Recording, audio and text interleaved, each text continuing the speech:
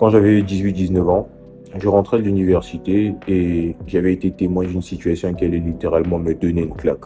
J'étais déjà à environ 300 mètres de chez moi et au moment de traverser la route, j'aperçois une jeune dame magnifique avec un physique incroyable. En même temps, il y avait une voiture qui venait garer tout juste derrière moi. Le monsieur, il sort et il se met aussi à traverser la route. C'est là que j'ai compris que lui aussi avait remarqué la jeune dame. Et ben, il venait simplement tenter sa chance. La fille, elle allait dans la même direction que moi. Mais moi, de base, j'en avais vraiment rien à foutre, honnêtement. Et en plus d'avoir compris et anticipé le geste de l'autre type, je me suis dit, bon, allez, sortons les pop-corn, hein. Peut-être qu'il y a quelqu'un qui veut bien nous donner des cours. Le mec, il pouvait avoir genre 28, 29 ans, plutôt BG avec un ventre de salarié qui gagne pas mal sa vie d'esclave. Du coup, il se rapproche de la fille et commence un numéro avec une approche de victime du type s'il vous plaît, mademoiselle. Et tout le reste, c'était de la merde de débutant.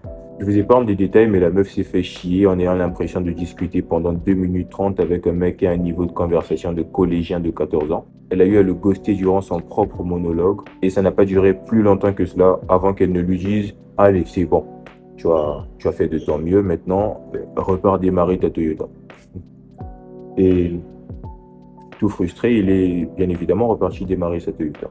Et en même temps d'être déçu, j'avais juste envie de péter un câble de rire parce que je ne savais même pas quoi penser de la situation en fait. Imagine si toi tu es en voiture, tu prends la peine de garer, de descendre, de poursuivre une fille qui te dit au bout de moins de 3 minutes, allez, allez, c'est bon, va, repars jouer dans ta camionnette. Du coup, dès qu'il s'en est allé, je me suis dit, bon, allez, là c'est sûr qu'elle est déçue. Bon, je vais lui faire un cadeau, ok? Je vais, je vais créer le contraste et me prouver encore une fois que tout est une question de compétence dans ce domaine. Du coup, je m'approche, elle me regarde assez bizarrement, hein, normal. Moi, je lui dis, t'inquiète pas, moi aussi, je suis déçu et je viens juste compatir avec toi. Comment tu t'appelles? Et elle s'est mise à rigoler, etc. C'est de là que la conversation est partie. Moi, mon but était, après ce à quoi je venais d'assister, de créer une conversation autour de cette tentative ratée pour comprendre justement comment les femmes se sentent quand elles ont affaire à des mecs aussi chiants. On a discuté, elle m'a dit qu'elle avait 24 ans. Je lui ai fait sourire, elle se sentait à l'aise. Complètement le jour et la nuit avec elle il y a quelques minutes. J'étais presque arrivé chez moi et ça se voyait à sa posture physique qu'elle s'attendait à ce que je lui demande son numéro. Mais non, tout ce que je lui ai dit, c'est au revoir à la prochaine et elle savait qu'on n'allait plus jamais se revoir. Et ce qui est extrêmement intéressant avec ce genre de situation, c'est de réaliser que une fois que tu deviens la bonne personne pour faire quelque chose, cette chose devient facile à faire pour toi. Voilà pourquoi ma philosophie de vie, c'est je ne cherche pas à vouloir des résultats. Je cherche à devenir la personne qui mérite d'obtenir ces résultats. Quand tu penses comme ça, bah, tout devient facile à obtenir pour toi et tu reprends ton pouvoir et ta responsabilité individuelle. Alors qu'à côté, il y a des gens qui font les frustrés de ne pas être en train d'obtenir des résultats d'un travail qu'ils n'ont pas abattu et d'une compétence qu'ils n'ont simplement pas développée. Ce que je veux dire pour commencer, c'est que comparativement à l'autre mec, les seules choses que j'avais en ce moment-là, c'était mon physique, ma personnalité, mon parfum, mon niveau de confiance, mon humour, etc. Et ça brise déjà un mythe très répandu qui est que les femmes sont premièrement intéressées par l'argent, ce qui est complètement faux. Parce que déjà, si c'était le cas, on est bien d'accord que dans le contexte précédent, Rodrigue, le DRH, avait beaucoup plus de chance que moi. Mais pas tant que ça au final, parce qu'il avait apparemment misé sur un outil qui ne remplace pas les compétences sociales. Et c'est ça le piège. Alors, dans cette vidéo, je vais te partager les conseils que j'ai tirés de cette situation et de toutes les autres situations dans lesquelles j'ai abordé des femmes dans le passé, et même où elles-mêmes sont venues m'aborder dans différents contextes. Figure-toi que c'est nullement des conseils que j'ai vus sur Internet, hein. Donc, je te fais une masterclass gratuite là. Et comme dernier point, nous allons parler de l'outil dont disposait Rodrigue le DRH. Il ne s'appelle pas comme ça, hein, je fais ça pour me foutre de sa gueule. Levier extrêmement important, surtout lorsqu'on a un excellent rapport avec, à savoir l'argent. Si tu ne me connais pas, je m'appelle Prodige, j'ai 21 ans, auto-entrepreneur et consultant en communication stratégique. J'ai fait des dizaines de conférences et accompagné des particuliers dans les domaines de l'art oratoire, du charisme, de la séduction et du business. Et à travers cette chaîne, j'aide les hommes en particulier à reprendre leur pouvoir individuel et devenir exceptionnels au point où lorsqu'ils entrent dans une pièce, on a juste envie de dire incroyable. Alors, la première chose dont nous allons parler, c'est la posture mentale, c'est-à-dire comment tu perçois la situation. Il s'agisse d'aborder une femme, de parler en public, de négocier une affaire ou n'importe quoi d'autre, tout est toujours une question de ça. C'est toujours une question de ça en premier lieu. Pour parler de séduire une femme, ce que tu dois considérer, c'est que c'est toi qui lui fais une faveur en venant lui parler. En pensant comme ça, tu n'as plus aucune pression à te mettre car la dynamique s'inverse carrément. Parce que l'erreur que la plupart des hommes font, c'est de mettre les femmes sur un tel piédestal que ça les stresse limite de tenir une conversation avec une fille qu'ils jugent trop belle. Et l'une des raisons à cela, c'est bien évidemment la mauvaise perception de soi.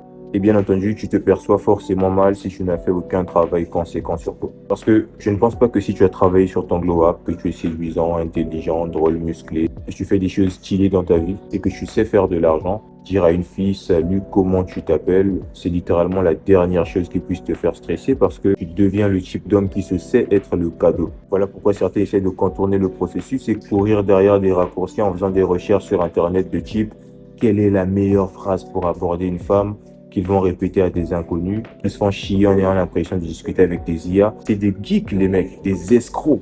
Et quand ils se rendent compte que ça ne marche pas, ou que ça marche, mais seulement sur des meufs que personne n'a envie d'avoir, alors cerveau d'escroc crée une autre philosophie pour accuser la cible et se donner bonne conscience en se disant de toute façon, les femmes sont juste intéressées par l'argent, moi j'ai pas d'argent et c'est normal. Et après, ça crée deux catégories de personnes. Une qui baisse les bras, n'améliore rien de sa vie et en plus ne fait jamais d'argent et ça continue à perpétuer le cercle vicieux. Et l'autre qui se dit, vu qu'elle ne s'intéresse qu'à cela, je vais bosser dur, charbonner, tête dans le noir, gagner de l'argent, trouver un job, etc. Enfin, je les aurai tout à mes pieds. Sauf que là, ça crée encore et encore des Rodrigue, des RH, 29 ans avec une belle caisse qui se font ghoster par des femmes magnifiques. Ces dernières qui changent complètement d'attitude devant des jeunes de 18-19 ans avec moins d'argent mais extrêmement plus intéressants. Et l'avantage avec le fait d'avoir une bonne posture mentale par le fait de se savoir être un homme qui séduit pour sûr, c'est que ça t'enlève la pression de qu'est-ce que je vais dire. Genre, ça ne te traverse même plus l'esprit. Anecdote perso, je me souviens qu'une fois, ça fait longtemps déjà, je sortais de la salle de sport avec mon premier mentor business et on discutait un peu, on parlait de psychologie féminine, notamment du fait que c'était beaucoup plus important pour une femme de savoir quel type d'homme lui parle plutôt de quelle est la meilleure phrase qu'il puisse lui dire. Et juste quelques mètres devant, il y avait une belle dame qui s'approchait. Et il m'a dit, regarde. En fait, il a littéralement fait quelque chose qui m'a choqué moi-même parce que je connaissais la notion, mais ce jour-là, j'ai encore plus réalisé que la limite n'existe que pour le type d'homme que tu es ou que tu penses être. Il a intercepté la dame et lui a dit, les gars, je vous sors les mots exacts. Bonsoir, est-ce que ça te dérange de te faire draguer dans la rue, surtout par moi? Et la meuf a regardé le mec devant elle et elle a répondu, non, pas du tout, avec une voix de meuf traumatisée par l'aura. Et lui a dit, ok, là je suis un peu pressé, je vais prendre ton numéro et on va en discuter plus tard. Et ça s'est arrêté là, tout court. Imagine tu traînes avec des mecs qui font ce genre de dinguerie et que toi-même tu en as aussi expérimenté la véracité. En étant à une fête par exemple, en voyant une meuf, eye contact, et tu viens direct lui donner ton téléphone pour qu'elle mette son numéro et elle met son numéro sans souci et ça s'arrête là. C'est des choses qui se font, carrément. Et quand tu as ce niveau de réalité dans ta vie, est-ce que tu crois encore aux phrases secrètes de comment aborder je ne sais quoi, des trucs de geek? Est-ce que tu crois encore à cela? Je ne pense pas. Ou aux techniques de séduction à deux balles? Bien sûr que non. Après, ceux qui donnent ces conseils savent pertinemment que leur cible, c'est des losers qui cherchent des raccourcis, au lieu de véritablement faire le travail requis et devenir des hommes exceptionnels avec une aura d'élite. Parce qu'il faut savoir que le travail que tu fais sur toi, sous toutes ses formes, conditionne l'image que tu as de toi-même, ce qui t'amène à t'autoriser certaines choses et à en obtenir facilement des résultats. Une fois que ta posture mentale est alignée avec qui tu es, on se dirait que c'est beaucoup plus facile d'être un homme audacieux. Mais non, pas tout à fait. D'autant plus que Jim Rohn dit, ce qui est facile à faire est aussi facile à ne pas faire. Et justement, je connais des gens confiants mais très peu audacieux. Si tu veux, la confiance, c'est se savoir être bon dans un domaine et d'avoir les postures physiques et mentales qui vont avec. Mais l'audace, c'est oser briser les codes. Et dans toutes les sphères sociales, de toutes les époques et dans tous les domaines, ceux qui obtiennent le plus de succès sont souvent ceux qui osent briser les codes. Pourquoi? Parce que faire différemment ce que tout le monde fait pareil, c'est choquant dans un premier temps et surtout perçu comme étant original et digne d'attention. Voilà pourquoi Apple révolutionne le monde de la tech, notamment grâce à son slogan Think Different, mais surtout par la matérialisation de celui-ci, par le fait qu'il fabrique des appareils qui ont des fonctionnalités que tu ne retrouveras nulle part ailleurs. L'audace, en fait, c'est tout un écosystème. Du coup, comment intégrer ça avec les femmes? En prenant des risques auxquels elles ne peuvent s'attendre. Une femme s'attend forcément à ce qu'un homme à qui elle plaît vienne lui dire bonjour, comment tu vas? Comme un gentil bonhomme normal. Mais elle ne s'attend pas à ce qu'un homme vienne lui prendre son parapluie et lui disent « Je n'ai pas envie que tu travailles tes biceps parce que c'est à moi de te défendre si on t'agresse. Enchanté, comment tu t'appelles ?» Et dans 100% des cas, tu as son attention pour tout le reste de la conversation, pour ne pas dire à vie si tu sais perpétuer le cycle. Donc n'aie pas peur de prendre des risques. Je préfère que tu prennes le pire risque plutôt que tu n'en prennes aucun. Je préfère que tu dépasses les bornes plutôt que tu n'essaies même pas. Encore, il faut d'être intelligent. Je ne te demande pas d'aller claquer les fesses des femmes dans la rue, etc. Et te dire, yeah, j'ai de l'audace. N'oublie pas que ton objectif, c'est de choquer positivement et non de paraître irrespectueux ou insultant. C'est d'ailleurs l'une des caractéristiques qui fait que les bad boys soient extrêmement attirants aux yeux des femmes. Cette capacité à faire ce qu'ils veulent avec audace et de ne même pas se soucier de si ça va plaire ou non. Et dans 99% des cas, ça plaît, comme par hasard. Parce qu'en effet, l'audace témoigne d'autres caractéristiques. La plupart des gens audacieux que tu connais sont généralement par nature des leaders charismatiques, ont un très bon sens de l'initiative, une meilleure gestion de risque, une capacité accrue à inspirer confiance, à protéger et à se battre pour apporter des ressources à leurs proches et à leur famille. Et c'est exactement ça qui séduit les femmes et la société en général. Parce qu'on a besoin de ce type d'homme dans toutes les sphères sociales. Et une façon sûre de développer ton audace, c'est de travailler ton indépendance sur tous les plans.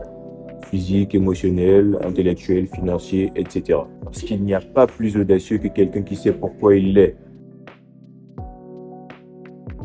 L'ambition, ce n'est pas juste une question de je vais faire plus, etc.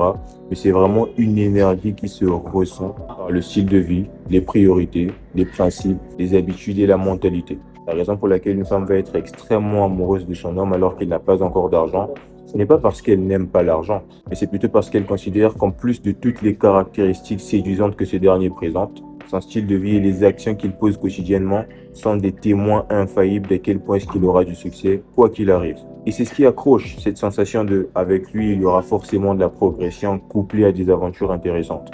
Un homme ambitieux, c'est celui qui, par ses actions et son rythme de vie, laisse croire au monde que la graine qu'il est en train d'arroser donnera une forêt. Et ça séduit extrêmement. L'argent ne fait pas tout, l'argent est un amplificateur. C'est comme de l'essence que tu ajoutes sur un feu, ça ne fait qu'aggraver le feu, ça ne transforme pas le feu en bois, ça l'amplifie simplement. Et ça, les femmes savent le voir et la société aussi de manière générale. C'est sûr que c'était déjà arrivé de voir quelqu'un de ton entourage ou de loin simplement, de tellement ambitieux et entreprenant que tu te dis, il y a genre zéro chance qu'il ne puisse pas réussir dans sa vie ce mec. Imagine l'effet que ça fait aux femmes. Mais comme je ne fais que le répéter, il faut véritablement songer à devenir ce type d'homme et pas faire l'escroc. Il ne faut pas faire l'entrepreneur de TikTok qui fait semblant d'être occupé alors qu'au fond de lui, il sait qu'il ne branle rien. Tôt ou tard, on va t'attraper, ça c'est pas très séduisant. Comme je dis souvent, l'argent est un outil. Si tu penses que ça te rendra meilleur par un simple coup de baguette magique, et que ça aveuglera la société et les femmes sur tous les autres aspects de ta vie que tu n'as pas développé, tu es déjà très mal parti. Tu seras juste devenu une grosse merde avec plus d'argent. Et tu vas juste attirer des gens qui sont intéressés par ton argent. Et ça, personne n'a envie de ça. Tu peux trouver ça cool au départ, mais après, ça te saoule parce que tu te rends compte que tu es inutile, si ce n'est que d'être la banque sociale. Voilà. Qu'on se comprenne bien, l'argent est un très bon outil. Il faut chercher à gagner de l'argent. Moi-même, je gagne de l'argent, mais pas pour le substituer à un manque de compétences sociales ou de discipline à un travail que j'ai esquivé, mais plutôt pour renforcer et amplifier la personne que je suis déjà et pouvoir apporter plus de valeur à l'univers, plus d'amélioration, plus de kiff et plus de moi en gros. Parce que l'argent, ça résout uniquement les problèmes d'argent. C'est vrai que la plupart des problèmes sont liés à peu près à cela, mais pas tout. Et lorsque tu as de l'argent, tu commences naturellement à fréquenter des milieux où les gens ont de l'argent. Du coup, ça devient la norme. Et donc la vraie question à se poser à ce moment-là devient: qu'est-ce que j'apporte de particulier dans ce type d'environnement? Et si la réponse est rien, je te plains vraiment, frérot, parce que tu te sentiras comme de la merde. Et donc, trouve-toi une passion et tue-toi à la tâche. Fais un business, fais de l'argent et considère-le comme un outil. Et une vie stylée, épanouie, remplie de grandes ambitions, et tu verras que naturellement, sans pourtant que tu n'aies à forcer, tu deviendras putain de séduisant. Parce que comme j'aime à le dire, l'excellence ne passe jamais inaperçue. En résumé, ta posture mentale avant tout, car ça conditionne ta perception vis-à-vis des situations auxquelles tu es exposé et ça recalibre ton niveau de confiance. Ton audace, ce qui accentue ta posture de leader, qui n'a pas peur de prendre des risques et qui sait mener la cadence. Ton ambition, ton rapport à l'argent et ta capacité à en faire, qui sont un excellent moyen d'exprimer ton désir de conquête et d'être celui qui charbonne pour apporter des ressources. Mais en pratique ces habitudes, je choque tout le monde en devenant l'homme le plus séduisant de la pièce.